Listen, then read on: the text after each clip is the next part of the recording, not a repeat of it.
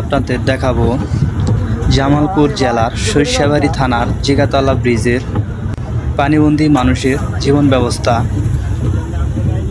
আর এই রাস্তা দেখতে পাচ্ছেন জিগাতলা হয়ে ঘোড়ামারা ও বানজানি চরের দিকে চলে গেছে এই রাস্তা।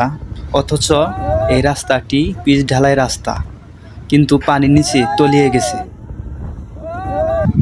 আর অথচ এই রাস্তাটি একটি পিচ ঢালাইয়ের রাস্তা। দেখলে বোঝাই যায় না কতটা পানির নিচে চলে গেছে এই রাস্তা। এখানের যোগাযোগ ব্যবস্থা একেবারেই বন্ধ। হ্যাঁ, আপনারা আমাদের পাশে থেকেই পুরো ভিডিওটি দেখবেন।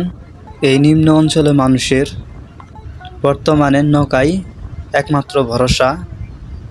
নৌকার মাধ্যমেই তারা যাতায়াত করছে। তাছাড়া সম্পূর্ণ যোগাযোগের রাস্তা বন্ধ হয়ে গেছে।